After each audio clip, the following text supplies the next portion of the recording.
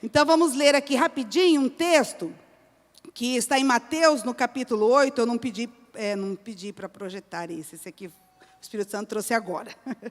Mateus capítulo 8, no versículo 5, a seguir diz assim: Tendo Jesus entrado em Cafarnaum, apresentou-se a ele um centurião, implorando: Senhor, o meu criado jaz em casa, enfermo, paralítico, sofrendo horrivelmente, precisando de cura, precisando de libertação. Jesus lhe disse: eu irei curá-lo. Então, queridos, Jesus está aqui, ele já decidiu que ele vai curar você. Amém? Que ele vai libertar você. Você toma posse? Então dê um amém mais forte, amém? Mas o centurião respondeu: Senhor, não sou digno de que entres em minha casa. Libere apenas uma palavra e o rapaz será curado. Olha que coisa extraordinária, que fé extraordinária.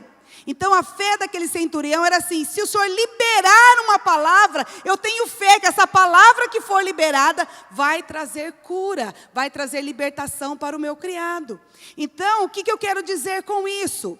Que a palavra do Senhor será liberada hoje para a sua vida. Será liberada deste altar. Amém? E você vai receber essa palavra, porque a palavra de Deus, a palavra de Jesus, ela tem poder para curar, ela tem poder para restaurar, ela tem poder para transformar, ela tem poder para fazer tudo novo. Basta uma palavra, basta uma palavra. Diga assim para o seu irmão: basta uma palavra. Uma palavra de Jesus. E Ele vai falar com você nesta noite, amém? Feche os seus olhos e diga: Senhor, basta uma palavra. E faça a tua oração agora, para que o Senhor fale com você, para que o Espírito Santo ministre ao teu coração, para que você possa receber do Senhor tudo aquilo que Ele tem preparado para você. Se renda a Ele, se entregue a Ele, sem nenhuma reserva. Diga: Senhor, eis-me aqui, Senhor, fale comigo. Eu estou aqui, um coração quebrantado, um coração contrito, o Senhor não rejeita. E eu sei, Senhor, que a tua palavra será liberada deste altar. Esta palavra tem um propósito de nos curar, de nos corrigir, de nos levar à santificação, ó Pai. Senhor, que o teu Espírito Santo se mova entre nós nesta noite. Espírito Santo de Deus, tu tens a liberdade de agir entre nós. Comece agora, Senhor, tocando nos corações. Comece falando aos corações, ó Pai. Gerando esta fé suficiente para que o milagre aconteça, para que o sobrenatural se manifeste, para que as curas aconteçam, para que as libertações aconteçam, para que as amarras, os jugos sejam destruídos pelo poder, pela unção do Senhor, que nós já podemos sentir aqui neste lugar, ó Pai. Nós podemos sentir a tua unção neste lugar, nós podemos vislumbrar aquilo que o Senhor quer fazer aqui nesta noite. Tenha liberdade, Senhor, de agir entre nós, tenha liberdade de se manifestar como o Senhor quiser aqui. A casa é tua, Senhor, a casa é tua, a igreja é tua, nós somos teus, Senhor. Se manifeste entre nós, Senhor. Onde estiver 2 ou 3 reunidos em teu nome, ali o Senhor está. Então o Senhor está aqui no nosso meio e nós cremos. Aleluia, Jesus. Amém. Glória a Deus. Quem crê, aplaude ao Senhor Jesus. Ele está aqui, Ele está vivo e Ele está aqui entre nós. Aleluia. Eu vou falar sobre um tema hoje que é algo que não existe um ser humano na face da terra que não tenha passado por essa situação de frustração. Quem aqui nunca se frustrou? Impossível, não é mesmo? É algo até inerente da alma do ser humano. Ninguém, afinal de contas, é de ferro. Somos de carne e osso e nós nos frustramos. A frustração em si não é o problema. A questão é você não saber lidar com a frustração e permitir que muitas outras coisas acessem a sua alma por causa da frustração. E às vezes a gente acha: é um sentimentozinho, nada a ver. Mas eu digo assim que o diabo, ele não precisa de uma porta aberta, ele precisa de uma brecha, ele precisa de uma frestinha assim, ele já entra, e ele entra arrombando com tudo. Jesus era educado por excelência. Ele diz assim: eis que estou à porta e bato. Se alguém ouvir a minha voz e abrir a porta, eu entrarei e cearei com ele. Agora, Satanás não, ele precisa de uma frestinha. E às vezes a frustração é essa frestinha que nós abrimos para Satanás agir na nossa vida. E nós vamos falar um pouco sobre este sentimento, através de 4 pontos aqui que eu estarei expondo, ensinando para vocês, levando esta verdade para que você possa conhecer, e essa verdade ela tem o poder de libertar você, amém? O que é a frustração? A frustração é um sentimento que surge quando algo que era esperado não aconteceu. E é tão interessante que a frustração, ela tem várias companheiras ou companheiros, tá? Eles não são do 13 não, mas tem companheiros e companheiras. Junto com a frustração, vem a decepção, o desapontamento, o desencanto, a desilusão, o desgosto e o fracasso. Então, olha, você lutar com todos esses sentimentos, contra todos esses sentimentos. Por causa o quê? De uma legalidade que você abriu, de uma porta que você abriu, de uma brecha que você abriu, e você não fechou essa porta, e você permitiu que a decepção tomasse conta de você, que o desapontamento, que o desencanto, a desilusão, o desgosto e o fracasso. Então, são coisas que entram na nossa vida, na nossa alma, e às vezes nós nem percebemos. E nós precisamos de um momento como esse, onde nós nos expomos à palavra, onde nós nos expomos ao ensinamento, para que o Espírito Santo aponte e diga: olha, você está decepcionado com isso. Há um sentimento de decepção, de desencanto, de desapontamento. Quantas pessoas se desencantam pelo casamento? Porque se frustraram, se desencantam com a profissão, se desencantam com um sonho que idealizou, que projetou, Outros estão desiludidos, não conseguem mais acreditar, perderam a confiança. Tudo por causa do quê? Da frustração. O segundo ponto é, quando acontece a frustração? A frustração, ela ocorre quando existe uma expectativa. E quanto maior essa expectativa, maior é a frustração. Então, quem não tem expectativa? Nós temos expectativas. O problema é quando nós colocamos a nossa fé e a nossa confiança em algo que não é Deus. Às vezes a nossa expectativa, às vezes no cônjuge, no trabalho, não sei no que, do seu filho, e você deixou de confiar em Deus. Isso a gente não programa, a gente não projeta, isso acontece com a gente. Então você coloca uma expectativa, e quando você não alcança aquela expectativa, aquela pessoa não correspondeu com aquela expectativa, aquela pessoa falhou com você, porque nunca ninguém chega para você e diz: olha, um dia eu vou falhar com você. Ninguém. Olha, você fica com o pé atrás comigo, porque um dia eu vou te frustrar. Um dia eu vou falhar com você. Não acontece isso. E quando essa pessoa falha com a gente, por mais crente que você seja, a frustração vem. E a gente se abate. A gente se entristece. Uns até manifestam, Mas a gente precisa lidar, saber como nós vamos lidar com esse sentimento. Porque se nós não trabalharmos esse sentimento, Satanás vai entrar e vai trazer todos os companheiros e companheiras. E aí vai ficar muito mais difícil.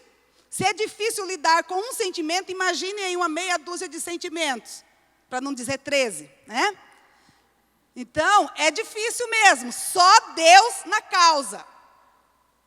É só para lembrar para vocês que 13 nunca mais, tá? Acho que o Espírito Santo está falando. Então, eu vou contar um pouquinho aqui da experiência que eu vivi em questão da frustração. Quando eu engravidei, a minha primeira gravidez, que eu fiquei sabendo do sexo. Queria tanto que tivesse esse negócio de estourar a bexiga, ser cor-de-rosa, ser azul, né?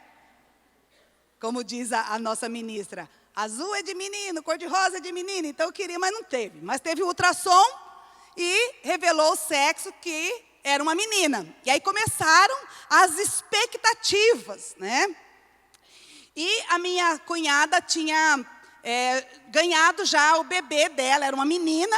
E eu comecei a olhar para aquela criança, minha sobrinha, e comecei a criar uma expectativa que a minha filha, que estava no meu ventre, seria linda quanto a minha sobrinha, que seria morena, cabeluda, que já sairia da maternidade com xuxinha, com rabinho, com sei lá eu o quê. Até com bob, às vezes, na cabeça, né? Porque a minha sobrinha nasceu bem cabeluda, né? E eu fiquei imaginando as mulheres da família do meu marido, que são mulheres bonitas, morenas, esguias. E eu falei, a minha filha vai ser assim, vai puxar o pai, porque o pai é lindo, né? Vai puxar o pai, a família do pai. E criei aquela expectativa. Aí chegou o dia do nascimento da Carol, né? E aí fui ali para a maternidade, né? E ela nasceu e chorou, e vieram e trouxeram ela e colocaram nos meus braços, assim. Quando eu olhei, eu falei, o quê? Tem certeza que é minha?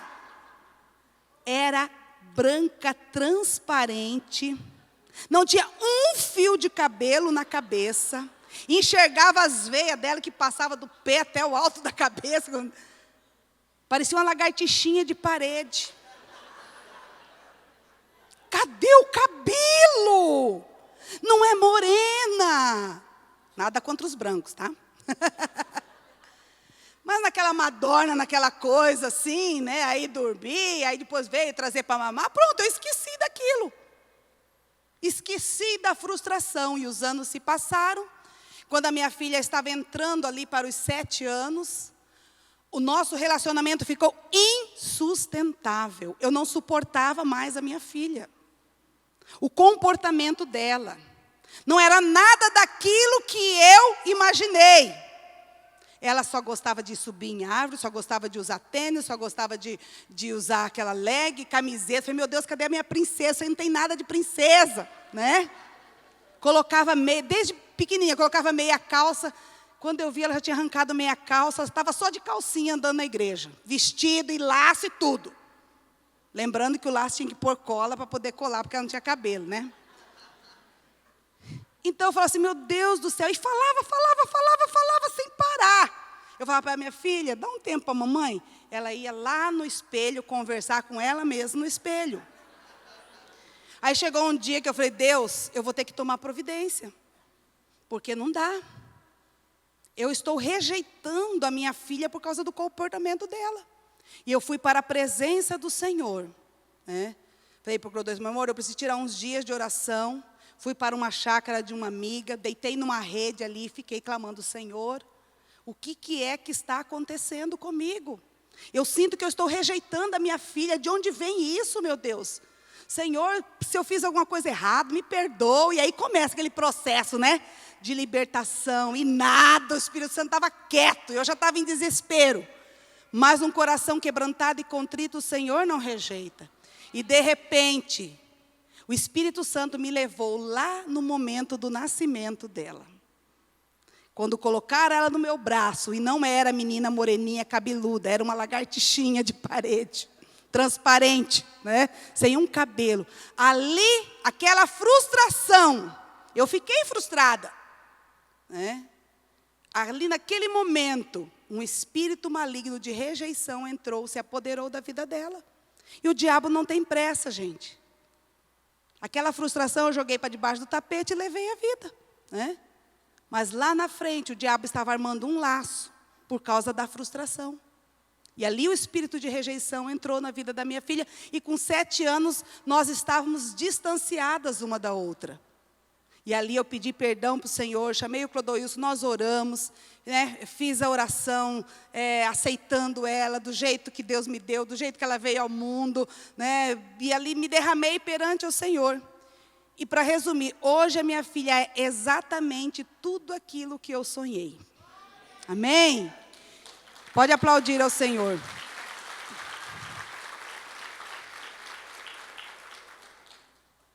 Então nós temos que cuidar esses sentimentos.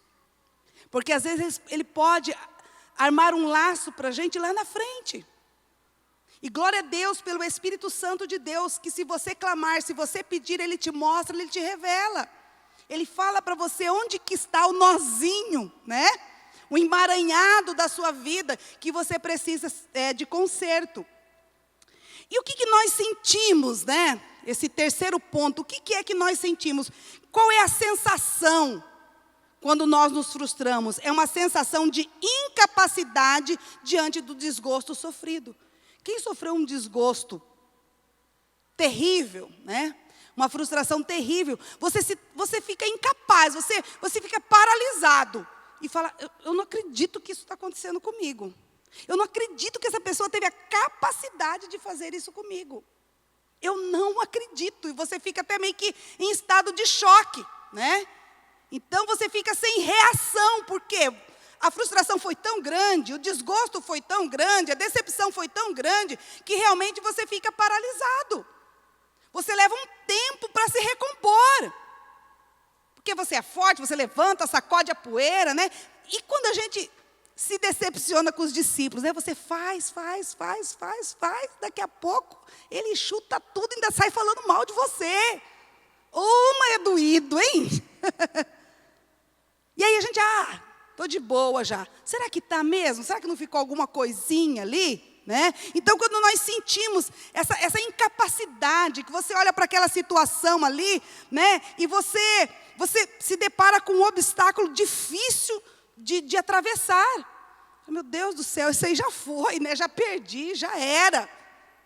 E aí vem aquele sentimento assim de um peso, né? Aquilo vai se tornando pesado para você, vai se tornando muito cansativo, vai se tornando difícil, vai se tornando às vezes tão distante, inatingível. Aquele projeto, aquele sonho, aquela idealização que você tinha, por causa daquele problema que surgiu, daquele obstáculo que surgiu, daquela frustração que surgiu. Então essa é a sensação de incapacidade. Você fica sem saber o que você vai fazer. Mas eu gosto do quarto ponto, que a frustração é uma oportunidade. A frustração é uma oportunidade.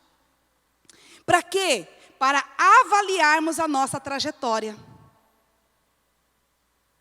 Para identificarmos onde erramos. E corrigir a nossa rota. Então, isso é extraordinário. Isso às vezes até é preventivo, porque se você não se frustra, você vai embora. E se arrebenta lá na frente. Se você parar para pensar, quantas coisas que você frustrou e hoje você dá glória a Deus porque foi livramento na sua vida. É ou não é? Na hora você ficou mal, você se frustrou, ficou chateado, você ficou triste. Mas glória a Deus porque aconteceu aquilo. Porque se não tivesse acontecido, eu não sei onde você estaria. Eu falo por mim. Se eu não tivesse me frustrado no meu casamento, que hoje é uma bênção, tá?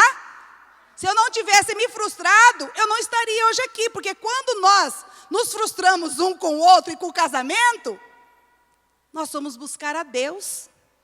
Nós somos orar. Nós somos renovar a nossa aliança com Deus. Aceitamos o chamado, porque ele já tinha aceitado. Aceitei o chamado de Deus na minha vida. Corrigi a rota, vi onde eu errei. E Deus restaurou a nossa sorte. Amém? Então, a frustração, ela nos dá essa oportunidade. Porque, na verdade, ela é uma obstrução. Tem um ditado que eu gosto muito, quando alguém está nervoso, irritado, fala, obstruir a sua meta. Né? Então, quando tiver algum nervoso perto de você, calma, obstruir a sua meta. Né?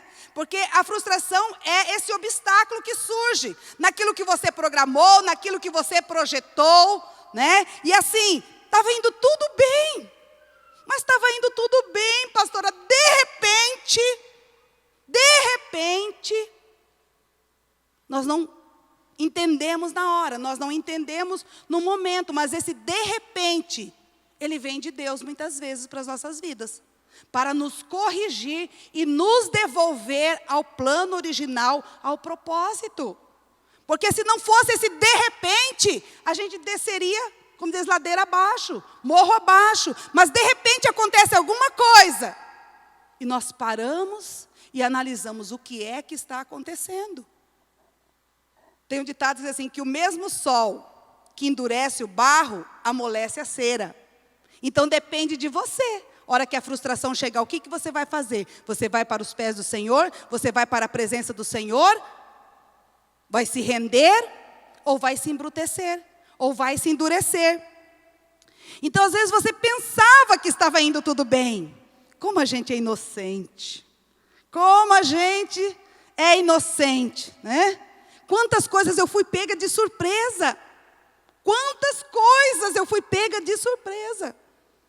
Que depois eu fiquei horrorizada. Eu não acredito. E tem coisa que até hoje eu não acredito que aconteceu, mas aconteceu. Né? Mas aconteceu. Por quê? Porque você achava que estava tudo bem. Você achava que está tudo bem. E às vezes, esse achar que está tudo bem, a gente às vezes nem depende do Senhor. Porque está tão bem que eu já dou conta da situação. Eu já estou no controle da situação. E às vezes a gente baixa a guarda, né? Mas estava indo tão tudo bem, mas a gente pensava que estava indo tudo bem. Então Deus permite, né, a frustração para corrigir a motivação do nosso coração. E isso aconteceu com o povo quando eles saíram do Egito. Né? Eles saíram do Egito, né, caminharam 40 anos naquele deserto, não tinha necessidade disso, né? Não tinha necessidade de caminhar aqueles 40 anos, mas aqui em Deuteronômio, né, gostaria que vocês projetassem aí na tela, vai explicar, né, o porquê que eles caminharam aqueles 40 anos no deserto. Eles se frustraram porque eles acharam que eles iam chegar e logo eles iam dar uma voltinha ali e tal, e logo eles já iriam chegar na terra, porque a terra não era tão distante. Eu acho que de ônibus a gente não gasta o quê? Nem 4 horas para atravessar, pastor? Do Egito para chegar em Israel.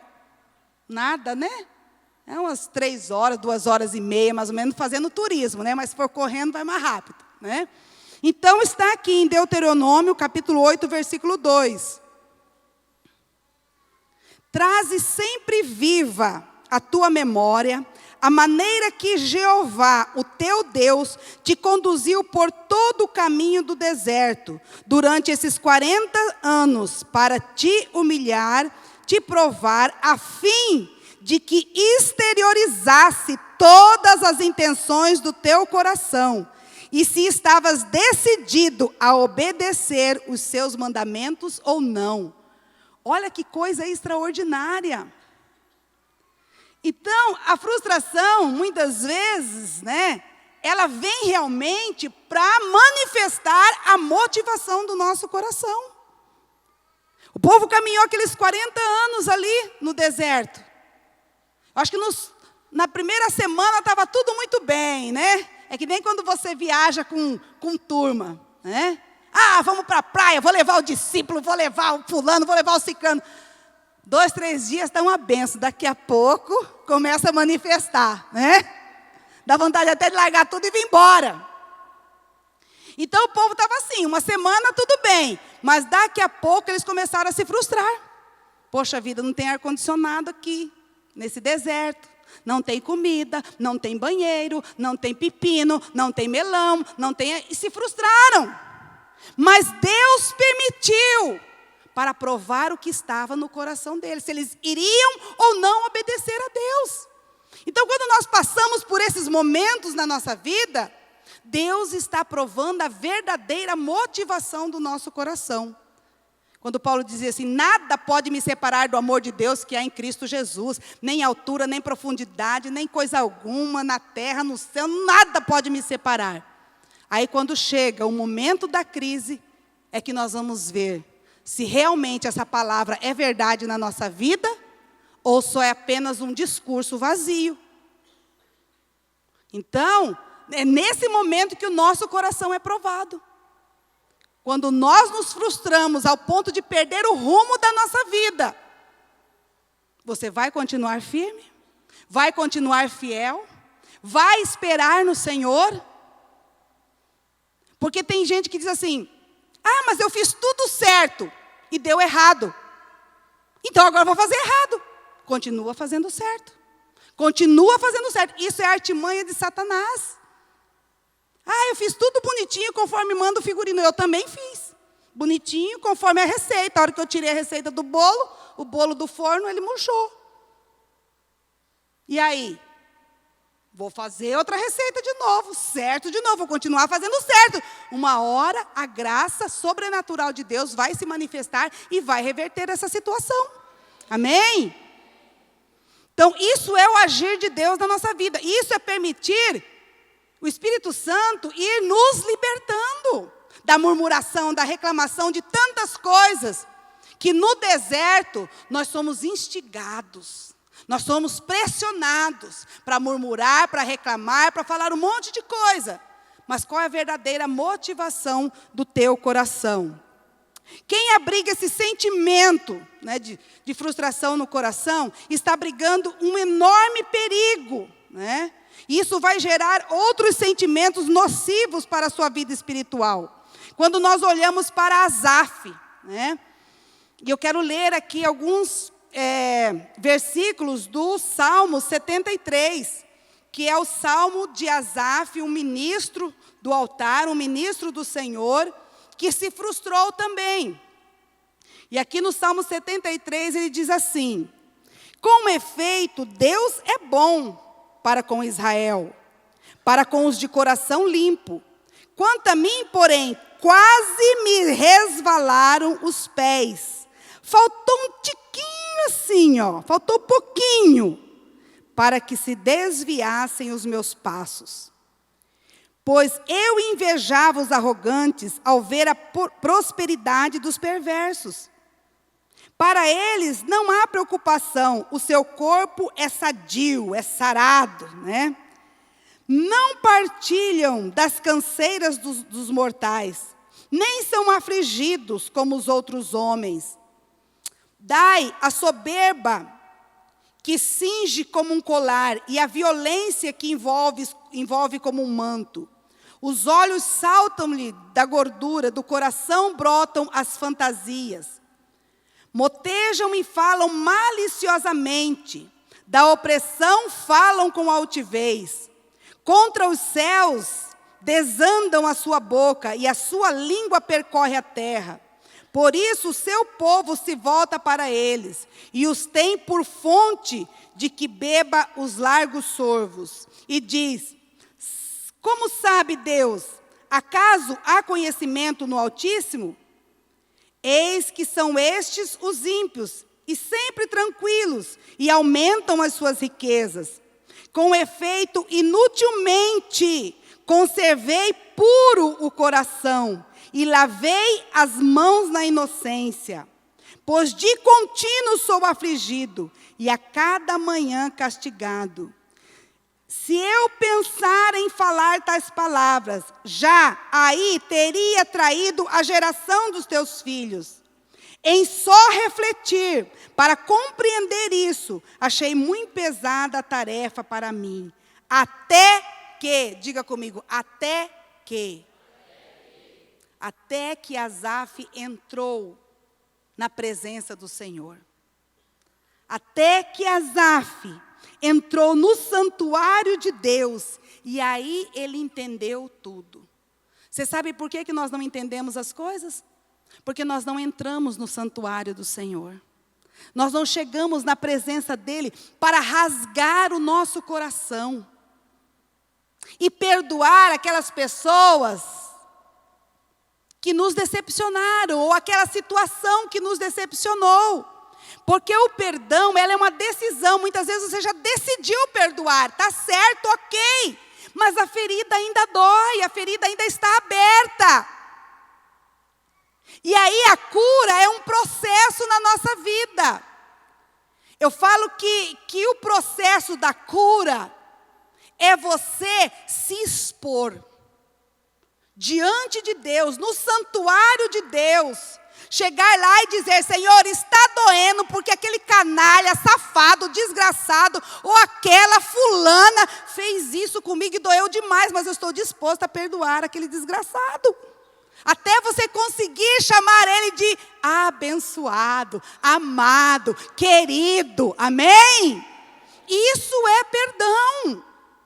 Isso é cura. Davi não escondia os sentimentos que ele tinha dos inimigos, dos adversários. Eu quero que dê uma diarreia, eu quero que quebra todos os ossos, eu quero que aconteça isso com eles. Mas, Senhor, tenha misericórdia. Mas nós precisamos falar da dor da nossa alma, da dor do nosso coração, dos nossos sentimentos.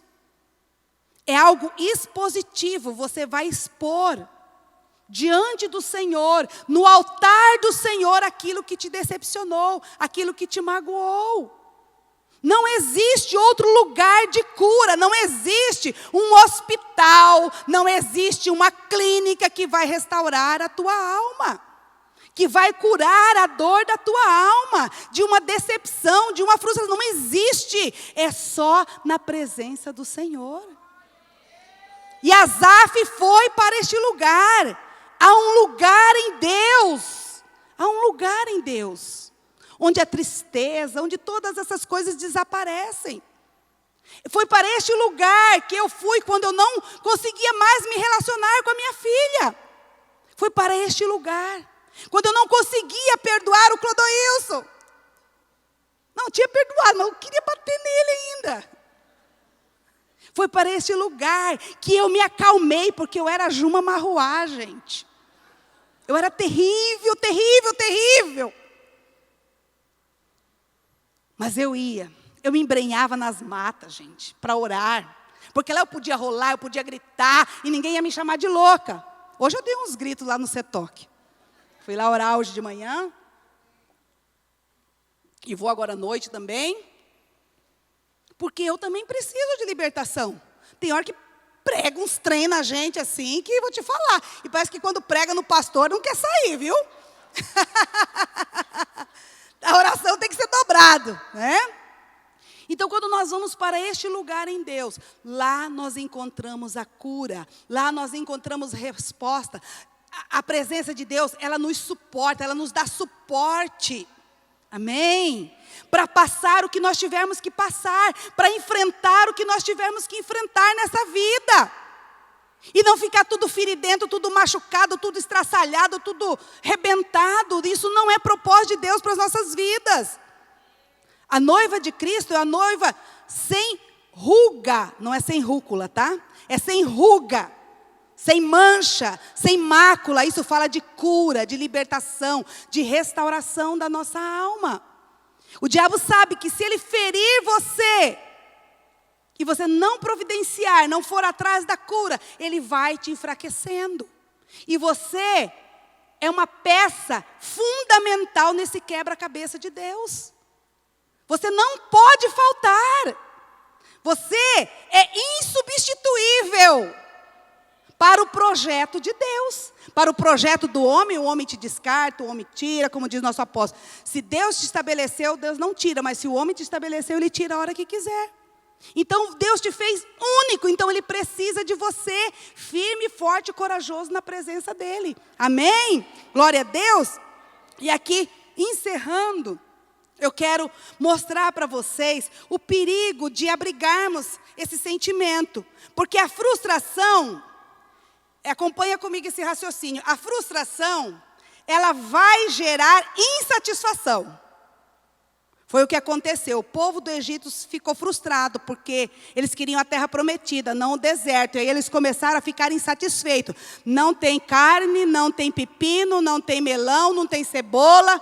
Aí até da cebola a gente lembra, né? Até do pepino, né? Aí começa a gerar aquela insatisfação. E a insatisfação vai gerar a ingratidão. Quando você vê um ingrato, pode saber que o escorpião da frustração já picou ele. Porque ele esquece tudo de bom que aconteceu com ele. E ele foca naquilo que não deu certo. Ele esquece que o discipulador dele orou por ele, jejuou por ele, foi lá atender ele quando estava querendo separar, quando estava brigando, quando estava isso, quando o filho tal. Aí, de repente, chegou uma pessoa nova na cela, o pastor, o líder teve que atender e tal. E já não liga mais para mim, já não me atende mais, já não atende mais meu telefone, já não responde mais meu WhatsApp. Porque isso, porque aquilo outro, a minha casa está caindo e ninguém está fazendo nada. Então, o que aconteceu? Ele criou uma expectativa a respeito daquele líder, ele se frustrou, ficou insatisfeito, não quero mais ir na cela, não quero mais essa igreja, não quero mais esse líder. E aí, o que aconteceu? A ingratidão. Aí ele esqueceu de tudo que fizeram com ele, tudo que fizeram. E aí começa a destilar o veneno. Você sabe por quê? Porque a soma da frustração, da insatisfação e da ingratidão, o resultado é rebeldia. E rebeldia, a Bíblia diz que é como o pecado de feitiçaria. Aí se torna aquele crente feiticeiro, amaldiçoando, falando mal, Então, temos que cuidar desse sentimento no nosso coração. Não podemos abrigar esse sentimento, amém? E o apóstolo nos ensina muito de uma experiência que ele teve aqui, no primeiro banco aqui da igreja, sentado. O Espírito Santo disse para ele: as suas frustrações são frutos do seu comportamento. Essa é a coisa mais séria e verdadeira que existe. As suas frustrações são frutos do seu comportamento. E comportamento se corrige. Então Deus está corrigindo o nosso comportamento hoje. Amém? Glória a Deus. Então nós precisamos, queridos, cuidar os nossos sentimentos. Sondar o nosso coração. A Bíblia diz que o nosso coração, ele é perverso, ele é enganoso mais do que todas as coisas. Quem o conhecerá? E lá em Hebreus, no capítulo 12, versículo 1, diz assim: portanto nós, pois, que estamos rodeados de uma tão grande nuvem de testemunhas, e hoje esta nuvem de testemunha, ela se triplicou através dos faces, através das redes sociais. Você era visto por 1000 pessoas, mas através das redes sociais, você é visto por infinidades, por milhares de pessoas. Então, ampliou esta nuvem de testemunha. Então, nós estamos rodeados por uma tão grande nuvem de testemunhas. E é tão triste quando a gente vê crente vomitando nas redes sociais. Sendo que tem um líder que ele pode abrir o coração. Tem uma igreja que pode ali oferecer para ele a cura, a libertação. E ele está vomitando nas redes sociais as suas frustrações, as suas mazelas. Então nós estamos rodeados de uma tão grande nuvem de testemunhas. Deixemos o quê? Todo o embaraço e o pecado que está pertinho. Quem já sentiu o pecado fungando no cangote? Quem que já sentiu? E aí, o que você fez? Você deu? Você deu ao pecado? Caiu? Se arrepende. Não brinque. Com Deus, a gente não brinca e nem zomba, porque tudo que o homem semear, isso também ceifará. Glória a Deus, porque existe arrependimento, não remorso, viu, gente? Arrependimento, confissão, pedido de perdão, para novamente voltar ao plano original de Deus. Então, deixe o embaraço e o pecado que tão de perto te rodeia e corramos com paciência a carreira que nos está proposta. Amém?